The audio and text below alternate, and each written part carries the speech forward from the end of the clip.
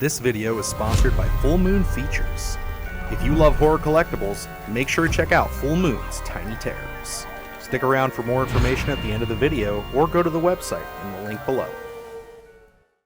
Good evening, campers, dreamers, and babysitters. And yes, when I woke up this morning and put on my Halloween 2 shirt, I didn't really consider that we'd be getting any actual concrete Halloween franchise news, but yet that is not the case. Today was actually a pretty monumental day for the franchise that we know as Halloween, with Deadline reporting officially that Halloween, the series, at least the TV series rights, I should say, have landed at Miramax, which this is honestly kind of shocking. I think the talk around town has been A24, Blumhouse trying to get things back in order. I didn't see Miramax landing here, especially considering the fact that they have produced Halloween films in the past. Luke, how you feeling about all this? For me, a little surprised, but I guess when we're looking at where the horror genre is in 2023, I think, all bets are off. Everyone wants a hot horror property. So I think everyone's going to make that big play. Miramax wasn't something that, I would have called out of everything. A24, Blumhouse are probably the usual suspects, I'd say more so in terms of current talking points. But Miramax pulled through, and looks like we're going to be getting some interesting properties, or so they say. They did have a quote here from the Deadline article that Dylan has pulled up here from the, let's see, his name's Mark Helwig. He is the Miramax head of global television. He said, "We couldn't be more excited to bring Halloween to television. We are thrilled to expand our long and successful partnership with Trancas and the brilliant Malika Akkad in introducing this iconic franchise to a new form of storytelling and a new generation of fans." And they kind of go on talking about, in terms of what this is going to look like, as we see at the top there, more so TV rights. They're really interested in kind of having more of an episodic, I guess. They didn't really specify, but, having that kind of long form storytelling rather than just kind of putting it into those hour and a half, 2 hour films, but with the intention of expanding upon that.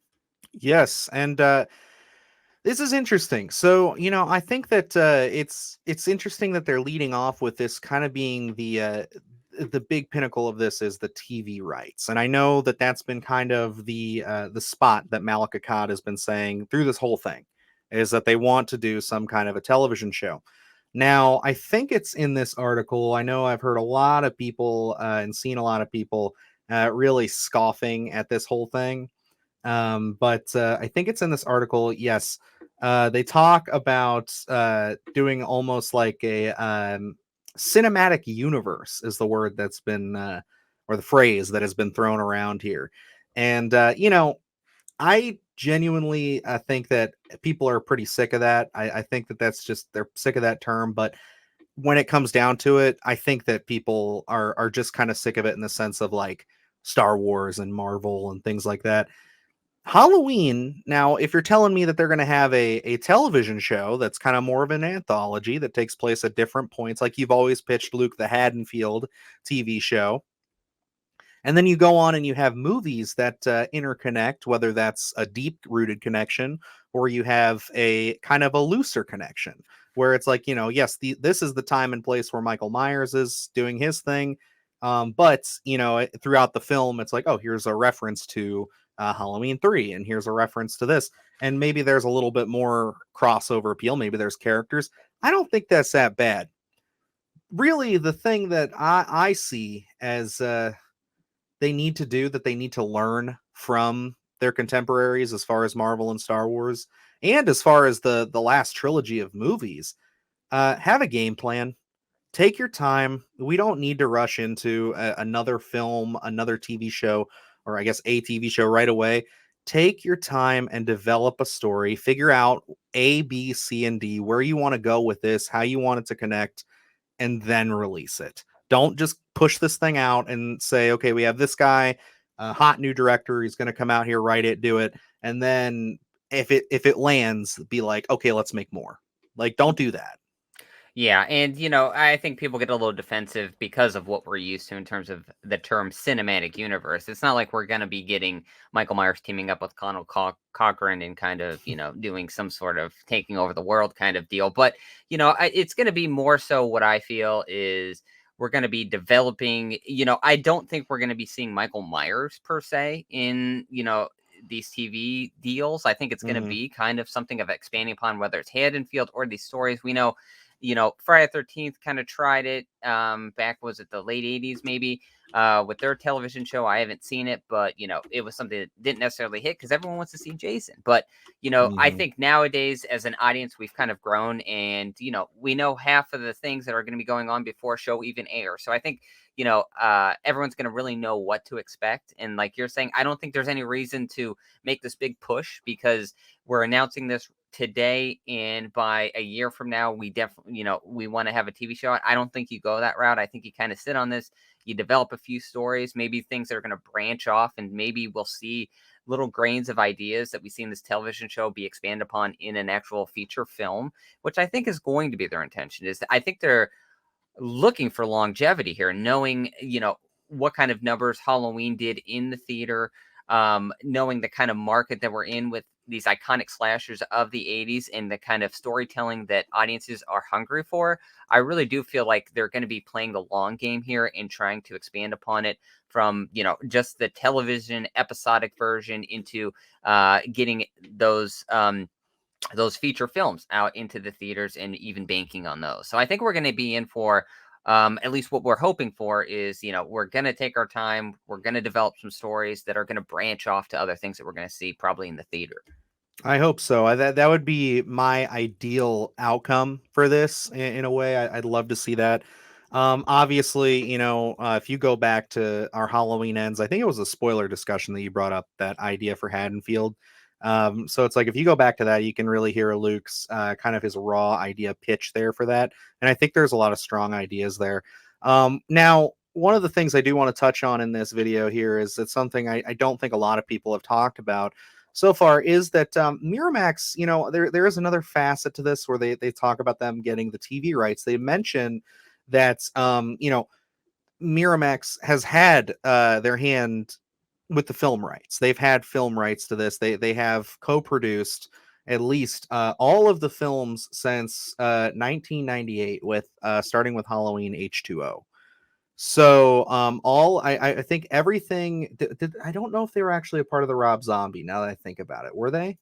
I want to say that they were, but I don't know. I Rob believe they. Zombie's, it's a hazy time. I try to forget it. So Yeah, I know that they definitely did. They were a part of that was Dimension Films. was it okay? Yeah, and the Weinstein Company. So Miramax did not have anything to do with those, but they've had their hands in since then. They've had them with H2O, Resurrection, and then these last three films they co-produced. So they've been in the Halloween game for a long time. I think this whole thing of them cementing the TV rights, and I think honestly that's probably why Trancas settled with this. I think that they won out because they have a working relationship with Miramax. They've had it for 6 films now.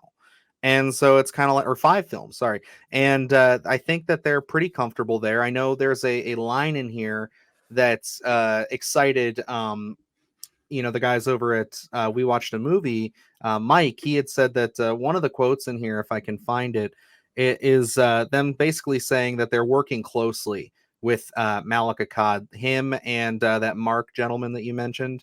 Mark Uh, Helwig, yep. yeah, they are going to, yeah, Mark Helwig. They're going to be looking at almost like our James Gunn, Peter Safran, and our kind of Kevin Feige of whatever this project becomes. So, and I think that's all positives. I think that say what you will about what the Halloween franchise has done, but the Akkads have always been a part of it. Say what you will about how they treated, or at least how his father treated John Carpenter, and how things have gone over the years. But Malik Akkad has been very beneficial, I would say, on the forefront of this series. He's always tried to take it into a new direction. He's never lets it sit there and try to get stale. He doesn't let it go into where it was headed. And I love this quote by Rob Zombie, where it was headed into direct to DVD territory until those movies came out. So whether you love him or hate him, he's definitely made it a point to try to keep Halloween a premium brand. And, two varied results with the fans, but I'm never against him having a hand in this. And I like that it seems like he's going to have more control than ever. Yeah, and I think it's going to be interesting. I think you do need that driving force, someone championing that franchise to make sure, again, we've seen the Hellraiser go down to, straight to DVD and really lose a lot of luster. And then, we saw Hulu try to bring it back in a certain sense. So I like that, Halloween has been able to stay out of that direct to DVD. And really, I think that really helped as soon as we had the Rob Zombie and then obviously David Gordon Green to really kind of spark that groundswell of, oh, Michael's back. And I think, that this announcement here going to television, we don't know exactly what that's going to look like. Is it streaming? Is it going to be anywhere else? Who knows? But I think that's going to help reignite maybe some fans that maybe had a little distaste for Halloween Ends, Mm-hmm. and kind of get them back in the saddle and be eager to see more of these Halloween properties, especially as we continue to expand upon as we get deeper into the television show. But again, who knows what that's really going to look like? Are we going to be getting limited series? Are we, is it season one going to be different than season two? Or is it going to be a bunch of different television shows coinciding together? Who knows? But I can certainly say I am excited and I really want to see down the line here in a couple of years where we're going to be standing with the Halloween franchise. I'm also very excited by this. I think that this is a nice, strong step. I mean, it's so early that we've been here many times with many franchises where it's just this is such early news. We really don't know what it's going to look like, but until a few years down the line. So I remember being here when they said that Blumhouse had it, and they had it with David Gordon Green, and I thought that was going to be something fresh and cool. And it turned out that we weren't the biggest fan of those films, but hey. I think it's great that we're keeping Michael in the consciousness. I think, having it here. There is a broader conversation I'd like to get in on with this, but for the sake of time, we'll save it. There's going to be more news. I'm sure we'll talk more about this on the Sunday Scaries if there's any updates. But I think that you basically touched on it, and I'll tease it here as the sense of I think Halloween Ends is definitely a sore spot enough to have pushed this to happen as fast as it did. Because, we're only a year removed from that. And we're coming right up on that in 2 days. And yeah, it's like, that's quick. That's a quick turnaround. So, we'll see what happens. But that's everything for the news today. I mean, again, we'll follow up with this. Of course, you'll get more videos on Halloween. We love Michael. We love this world, this universe. So anything and everything that we can report, we will report it. And yeah, I guess that's going to wrap us up here. But I do got to say, this is not the only time that you're going to see us talking about Halloween this week. I can guarantee you that there is a little bit of a video coming out on the anniversary of Halloween Ends. So keep your eyes open for that. And yeah, I will leave it there. So definitely stick it right here if you need any news updates, anything with Splattercast. And yeah, I guess that wraps us up. So until next time, I'm Dylan Newell. And I'm Luke Janesco. And remember, stay scared.